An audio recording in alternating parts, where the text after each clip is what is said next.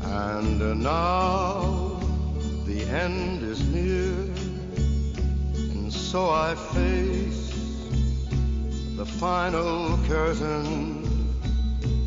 My friend, I'll say it clear, I'll state my case, of which I'm certain. I've lived a life that's full. I traveled each and every highway, and more, much more than this, I did it my way. Regrets, I've had a few, but then again, too few to mention. Well, I'm sure that's a familiar song to almost all of you. And I hope that I'm becoming more familiar to you. My name is Stan Houston, and I'm the host, founder, and oftentimes the guest for a program called Interesting Ideas. And we're flowing into the weekend, and I'm going to take most of the weekend off, as my brother has invited me, and we haven't been together for a number of years, but since I've moved back to North Carolina, we're closer, and so he's invited me to a little mountain retreat up in the mountains of North Carolina, and we're going to take advantage of that. And so I'll be getting off the microphone in just a few hours and be making my way there. But that song brought up something that I think many of you are familiar with right now. And now, by the way, the interesting thing is that Frank Sinatra sang that song. It seemingly was his theme song, but I guess the truth is that he really didn't like it that much. And in fact, at his own memorial service, where you'd think they would sing that song or have that song, it wasn't there. And I guess that reflects how he really felt about it. But of course, it was a theme song. And obviously it made him lots of money and lots of fame. But that idea of regrets, I've had a few. Well, today I'm going to talk about some of the top 5 life regrets of the dying. 5 life regrets of the dying. And we'll have a little reflection time on that. And perhaps that will even give you some encouragement to make sure that you push on, you keep pressing on, perhaps that even in the midst of your difficulties, as the good book says, you can be more than a conqueror of those things that are trying to overcome you or challenge you. So that's the idea for today, another interesting idea, and the program begins right now. Here's what I'd like to do, and again, one of the things I love to do is to not take credit. What I want to do is I certainly will take credit for some of the few interesting and maybe even original ideas that I have, but mostly I want to hear from you and from other people, and I can share their ideas because I have the ability to do that. But this was an article by a woman named Maggie Banks.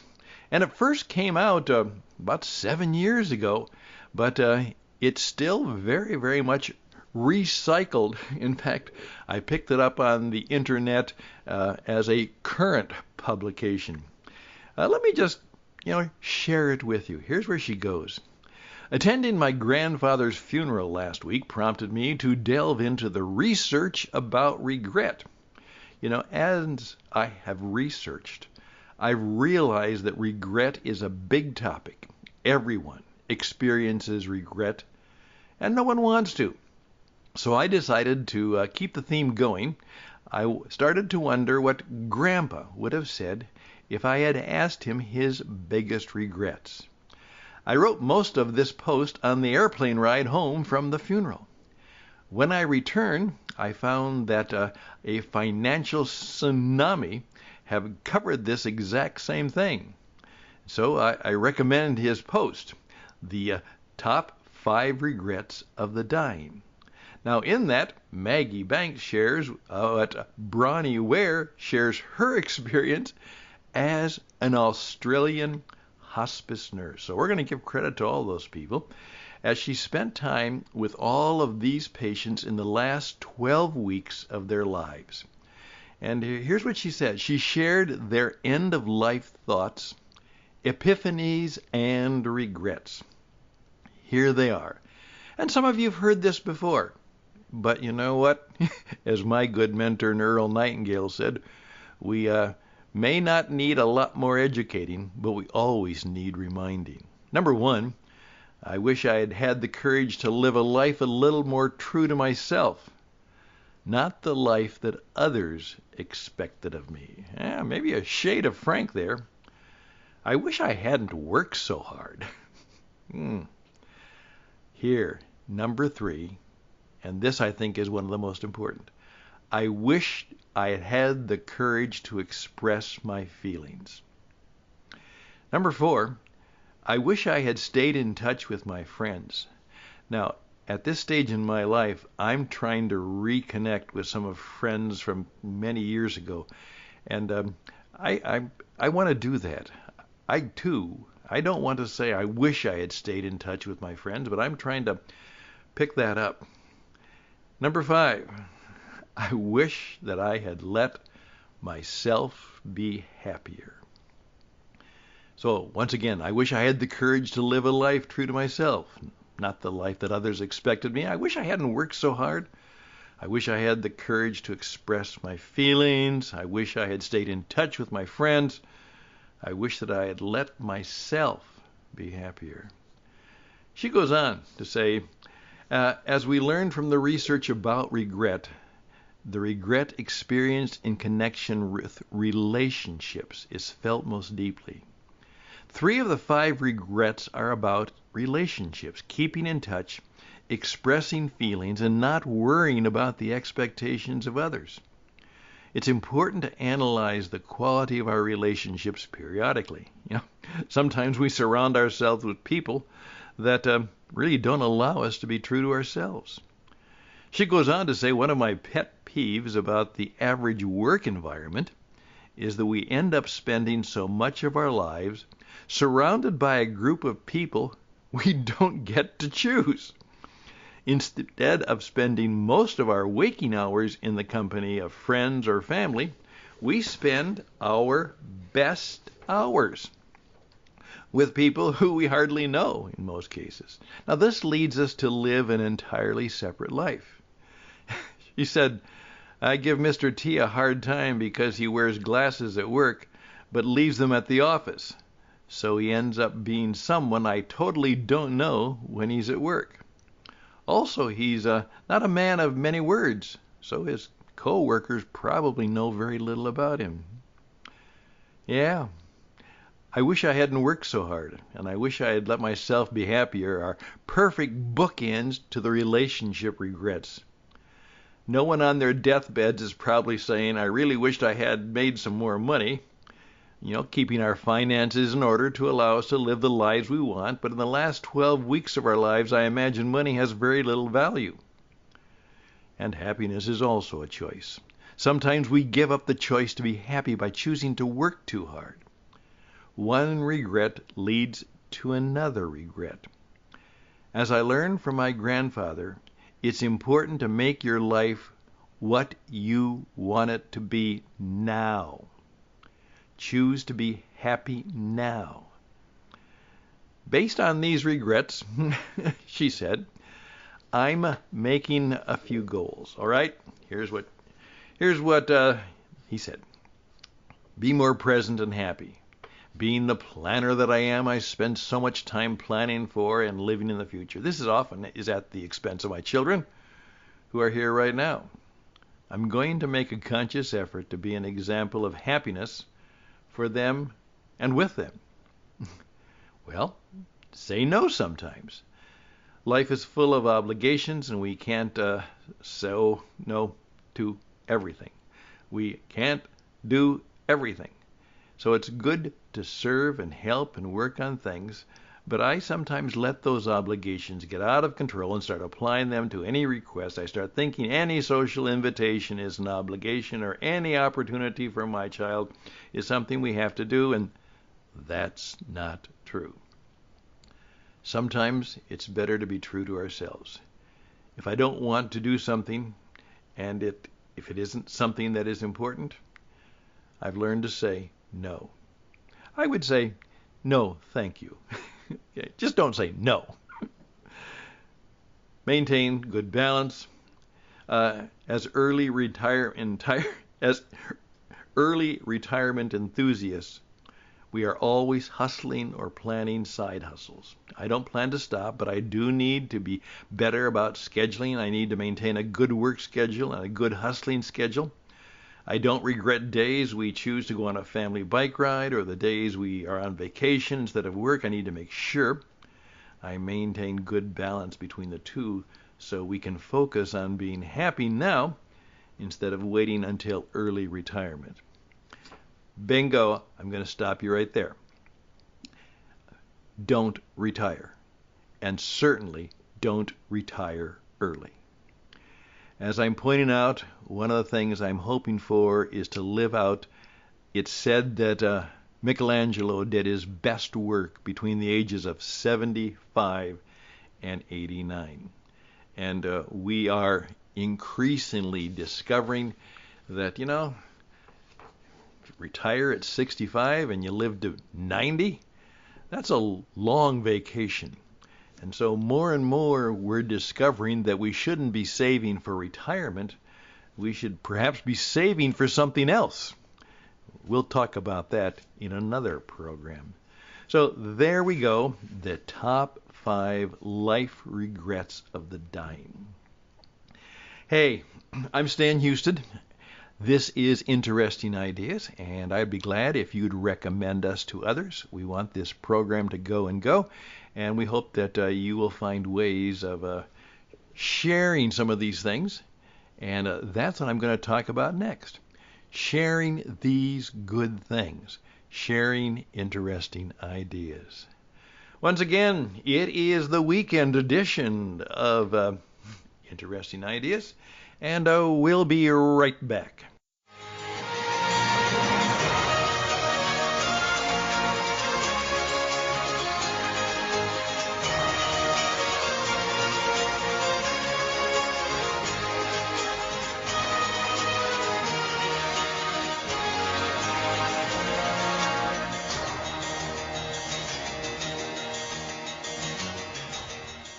Okay, here we go just for a little closing thought. Number 3, I wish I'd had the courage to express my feelings. Hey, do so, but do so kindly. Express your feelings, not your anger. Don't pass your anger on. Don't pass your pain on. Deal with it. But I would like to say there is something about the power of self-expression. Being able to speak about and talk about things that are important to you. And one of the best ways to begin is just what I'm doing. We are going to encourage people, whether they want to make a career out of or not, and most of them don't. But just as so many of my friends and clients are discovering that they may be continuing their work or continuing the things that they do, but now they are deciding that the podcasting phenomenon gives them the opportunity to do what they've always wanted to do. As we say, everybody wants to be a bit of a cowboy, so make sure you have a Western ranch cowboy experience sometime in your life. Take you, your family, and don't go to another Disney World or theme park. Go to a dude ranch experience and spend a week to 10 days doing the cowboy thing. I think you will find, as I work with my friend Russell True at whitestallion.com, Many people are discovering that the most memorable family vacations they have ever had, and the ones the kids talk about the most, is when they went horseback riding, when they went cowboy time, when they did, those good things that some of you even remember from your childhood. So do that. Think about that. But here's the deal. I want you to think about the fact that you do have some wisdom, insight, and truth. You have stories to tell. Yes, you do. Some people say to me, Stan, but if, I wouldn't know what to say. Well, let me tell you something. When you get really involved, as I've been involved I've been a radio guy ever since I was 7 years of age, but I've been professionally doing this for probably 45 some years. I never lack for things to talk about because I'm always meeting new ideas, meeting new interesting people. In fact, my stack of stuff of things I could talk about is, right now, is it a foot high? At least. And so I'm going to encourage you to reach out to me and say, Stan, I'd like to find out more about how, perhaps at this age and stage in my life, with my life, my business, my interests, I would like to take an attempt to see if I could be as good as some of those people on the radio. And let me encourage you, you probably can be better. You know why? Because you haven't been on the radio all the time. You've had real life experiences. And that's why so many of those people on the radio talk shows, and particularly on the cable shows, are so shallow. Because that's the only thing they've ever done or been. They were behind the microphone. And as someone said, just because you're behind the microphone doesn't mean you are behind the plow. Probably not. So, can I encourage you?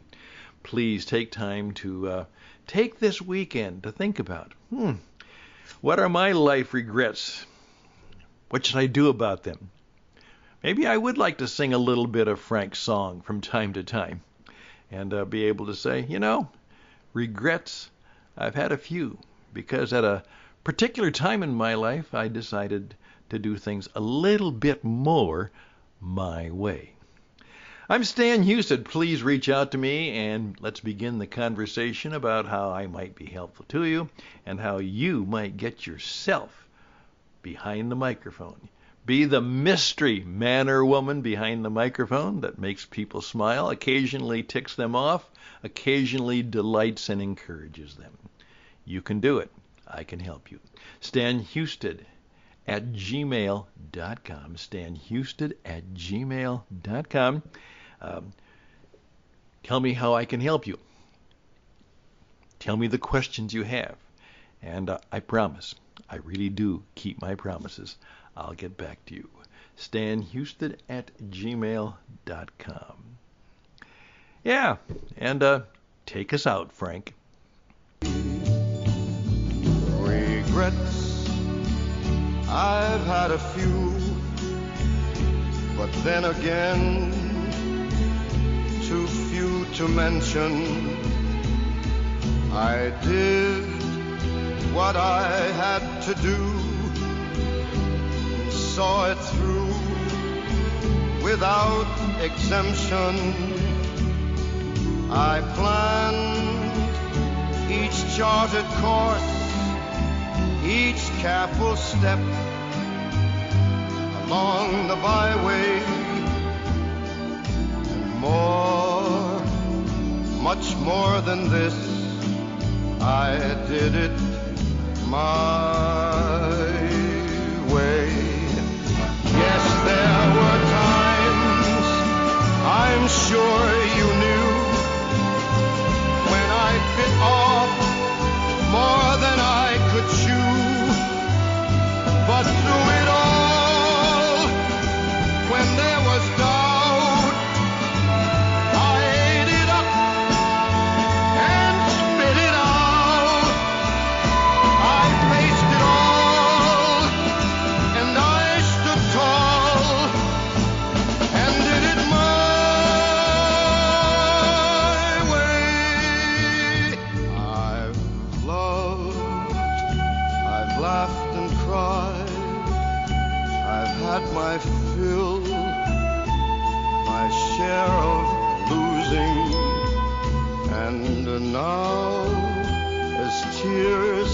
side. I find it all so amusing to think I did all that, and may I say, not in a shy way, oh no, not me. I did it my way. For what is a man? What has he got? If not himself, then he has not to say the things he truly feels, and not the words of one who kneels.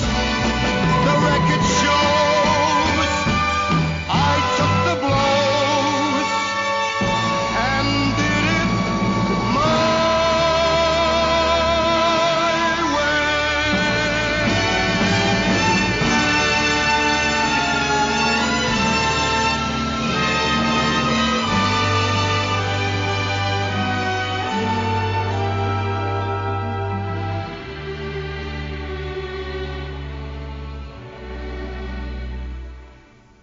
Yes, it was my